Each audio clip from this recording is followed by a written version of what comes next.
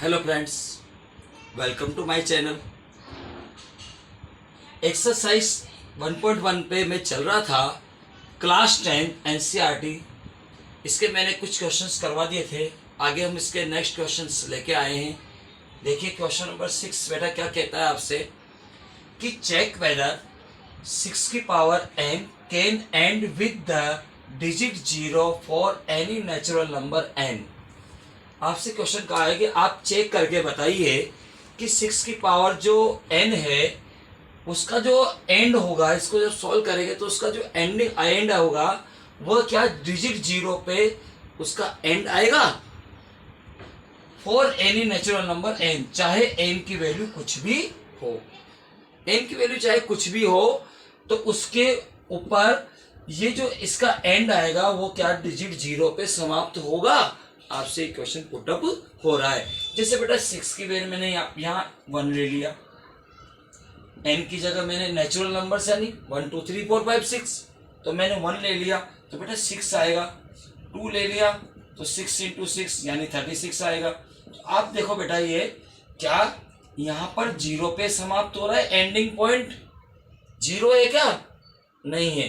तो बेटा इसको प्रूव करने के लिए आपको क्या करना पड़ेगा कि सबसे पहले तो आपको मालूम होना चाहिए we know that any numbers, कोई सा भी जो नंबर होता है, we know that any number ends with the digit 0। कोई भी नंबर जो एंड्स होगा डिजिट 0 पर तो वो कब होगा? It should be divisible by 10। यदि कोई भी नंबर यदि आपके 0 से एंड होता है तो वो हमेशा किससे डिविजिबल होता है बेटा? 10 से। फॉर एग्जाम्पल हम लेते हैं, जैसे मेरे 250, बताओ इसका एंड किससे हो रहा है? 0 से, तो ये 10 से डिविजिबल होगा नहीं होगा? यस, डिविजिबल हो जाएगा बेटा 25 टाइम। होगा नहीं होगा? यस। तो एंड्स विद 0, तो कोई भी नंबर जिसका एंड 0 से होता है वह 0 से वह किससे डिविजिबल होता है बेटा? 10 से डिविजिबल होता है। And it will also divisible by 25। जो 10 से डिविजिबल होगा वह 2 से भी डिविजिबल होता है और 5 से भी डिविजिबल होता है। बिकॉज क्यों? क्योंकि 10 2 इंटू 5, 10 के फैक्टर क्या होता है? 2 इंटू 5। बट जब हम 6 की पावर n के प्राइम फैक्टर करते हैं, 6 की पावर n के प्राइम फैक्टर ऑफ 6 की पावर n 2 इंटू 3, तो 6 के फैक्टर तो आप जानते बेटा करना, 2 इंटू 3, 2 से डिविजिबल 3, तो 2 इंटू 3 की पावर क्या है बेटा? n। अब आप देखो बेटा, आपको ये मालूम है कि यहाँ फैक्टर में क्या 5 आ रहा है क्या? Clearly 5 is not in the prime factors of 6 की पावर n। तो बेटा इसमें क्या 5 आ रहा है क्या? जब तक 5 नहीं होगा वो जब तक 10 नहीं बनेगा। किसी भी नंबर में 5 नहीं आएगा तो 10 नहीं होगा, क्योंकि बेटा हम जानते हैं 2 और 5 के बिना कभी भी आपके 0 नहीं आता है। ठीक है ना? ठीक है ना बेटा, आपको मालूम होना चाहिए। तो देयरफॉर आप लिखोगे, देयरफॉर इसका आंसर क्या लिखोगे? देयरफॉर 6 की power n can not and with the digit 0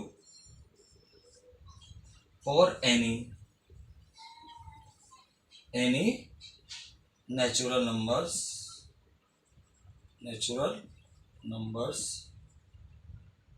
n। ये आपकी क्या होगा बेटा? आंसर हो जाएगा। Yes. Next question, explain why 7 into 11 into 13 plus 13। बेटा प्लस है ना बेटा? ये तीनों मल्टीप्लाई में plus 13 and 7 into 6 into 5 into 4 into 3 into 2 into 1 plus 5 are composite numbers. आपको ये बताना है कि ये भी एक कंपोजिट नंबर है और ये भी एक कंपोजिट नंबर है।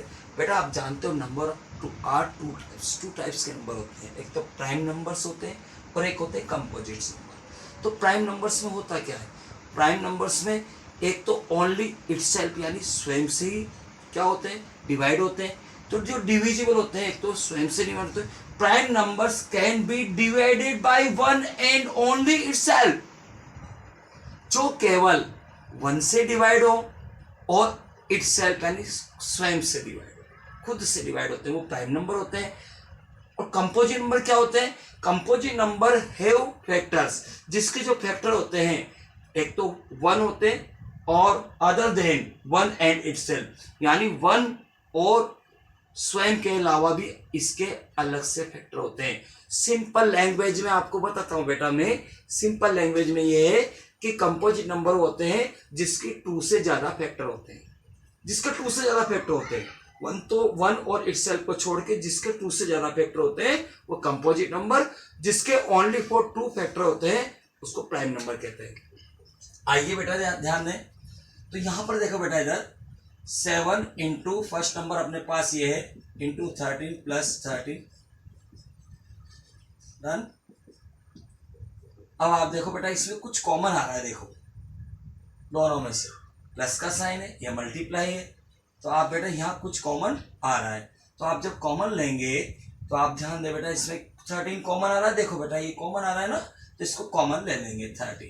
13 कॉमन लेंगे तो बेटा क्या आएंगे 7 इंटू 11 प्लस, हाँ 13 से ही डिवाइड होगा, 13 से 13 कितने टाइम डिवाइड होता है? 1 टाइम। 13 इंटू बेटा ये कितने हो गए बता सकते हो? 77 प्लस 1, 77 में 1 जोड़े 78, ठीक है। तो ये तो प्राइम नंबर है, बट ये क्या है बेटा? एक कंपोजिट नंबर है। तो इसके अगर फैक्टर करना चाहे तो इसके और फैक्टर हो रहे हैं बेटा, देखो तो यहाँ पर बेटा इसके 2 से अदर देन 2 फैक्टर से, 2 से ज्यादा फैक्टर हो रहे हैं, इसलिए क्या हो कहलाएगा? एक कंपोजिट नंबर कहलाएगा। यहाँ पर 78 के भी फैक्टर हो सकते हैं, देखो बेटा मैं करके दिखाता हूँ आपको। ये 2 से डिविजिबल है, 3 टाइम 9 टाइम, फिर 3 से, और ये क्या है बेटा 13 टाइम, तो इसके और फैक्टर हो गए। तो बेटा कितने फैक्टर हो गए? 2 हो गया, 3 हो गया, 13 हो गया। तो अदर देन 2 फैक्टर से ज्यादा हो जाए तो वो कौन सा नंबर होता है बेटा? Composite number. सो आप लिख सकते हो बेटा, सो 7 into 11 into 13 plus 13 is a composite number. कौन सा नंबर है बेटा? Composite number. ये आपको मालूम होना चाहिए। नेक्स्ट बेटा, नाउ अगेन अपन देखते हैं बेटा, 7 into 6 into 5 into 4 into 3 into 2 into 1 plus 5, ये है। अब आप देखो बेटा इसमें और इसमें क्या कॉमन आ रहा है बेटा? आपने देखो 5 यहाँ भी है, 5 यहाँ भी, तो 5 भी कॉमन ले लो बेटा। तो 5 कॉमन लेंगे तो बेटा यहाँ आएगा 7 into 6 plus into 4 into 3 into 2 into 1 plus 5 से 5 को डिविजिबल करेंगे 1 टाइम। अब आप देखो इसको सबको मल्टीप्लाई करेंगे तो बेटा ये जो आएगा एक इवन नंबर आएगा। कैसा नंबर आएगा? इवन नंबर आएगा। और इवन नंबर के आगे फैक्टर हो सकते हैं, तो बेटा जब जिसके 2 से ज्यादा फैक्टर हो जाए वो एक कंपोजिट नंबर। तो बेटा एक फैक्टर तो 5 हो ही सही, और इसके और फैक्टर हो रहे हैं, इसलिए ये भी कंपोजिट था। और यहाँ भी बेटा इसको मल्टीप्लाई करेंगे तो बेटा यहाँ देखो मैं मल्टीप्लाई करके भी दिखाता हूँ आपको। 7 6 जा 42, 42 को मैंने 1 एक तरफ लिख लिया, और देखो 4 3 जा 12, 12 को 2 से मल्टीप्लाई करेंगे 22 24, और इसको मल्टीप्लाई करेंगे 4 2 जा 8 16, 2 2 जा 4 और 4 2 जा 8 8 0, और यहाँ पर बेटा 9 और एक 10, ये आएगा बेटा 1008। ये आया बेटा 1008 आएगा। तो 1008 प्लस 1 यानी 5 इंटू 100, और यहाँ कितना है बेटा 9। इनको ऐड करेंगे तो ध्यान रखना कितना आएंगे, 9 आएंगे बेटा, ठीक है।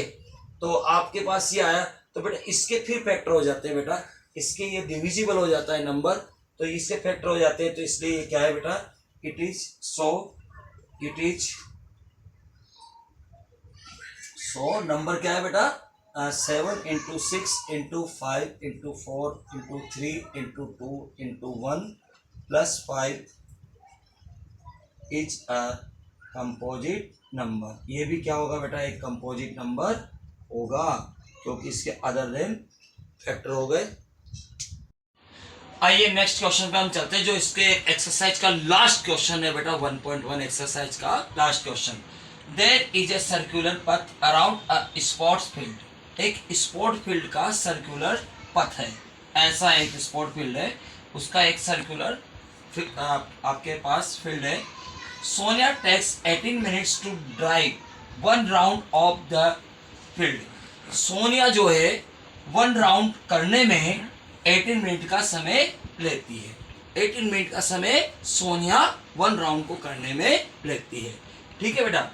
आगे, Ravi takes 12 minutes for the same round पूरा करने में रवि जो लेता है वो कितना टाइम लेता है बेटा? 12 मिनट्स का क्या लेता है बेटा? आपके समय लेता है।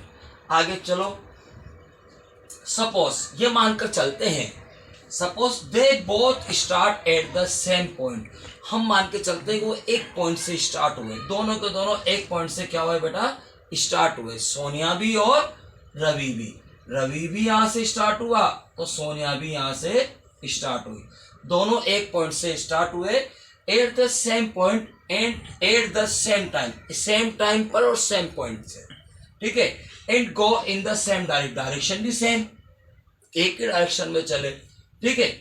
After how many minutes will they meet again at the starting point. तो बताओ वो वापस स्टार्टिंग पॉइंट्स पर कब एक दूसरे को मिलेंगे बेटा?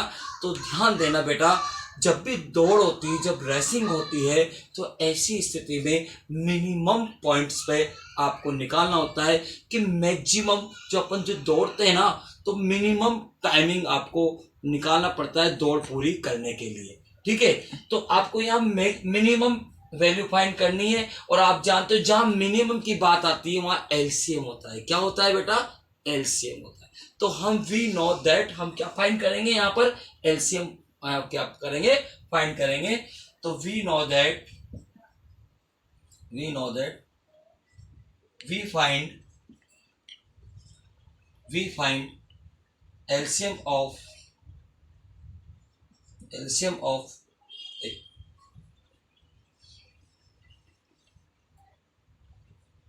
it can be observed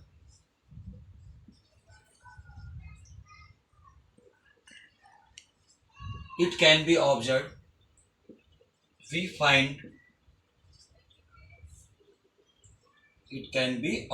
find LCM of 18 and 12। ठीक है बेटा।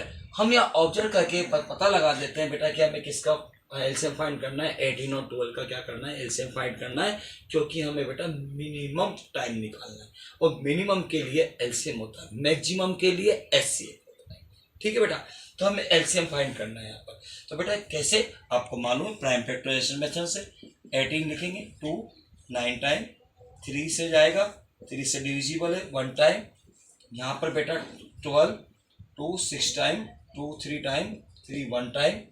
यहाँ आप लिखोगे बेटा फैक्टर ऑफ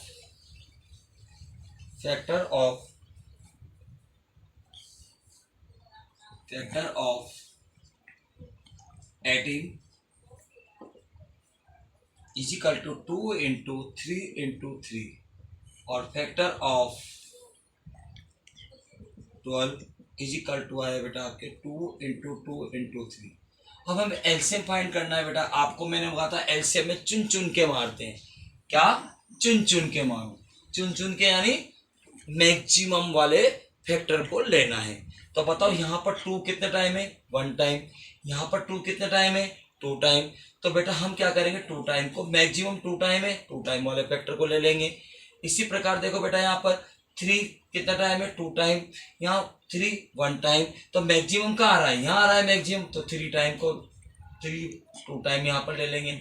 यहाँ मल्टीप्लाई करेंगे बेटा अपन, तो आप क्या आएगा बेटा? 3 3 जा 9, 9 2 जा 18, और 18 2 जा 36। तो बेटा हमारे पास एलसीएम कितना फाइंड हुआ? 36। तो बेटा जब वो आप स्टार्टिंग पॉइंट्स पर वापस मिलेंगे तो they will meet again at the starting point is 36 minute. तो बेटा आंसर हम लिखेंगे 100। तो बच्चों जो वो दोनों मिलेंगे, वो मिलेंगे, आंसर लिख दो ना। So they will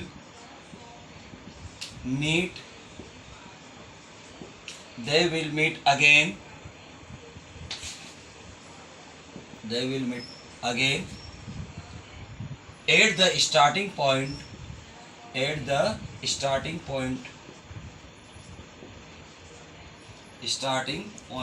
after 36 minutes। हाँ तो बच्चों, ये हमारे एक्सरसाइज कंप्लीट हो गई एक्स 1.1। आप लगातार चैनल पे बने रहिए, चैनल को लाइक शेयर और सब्सक्राइब कीजिए।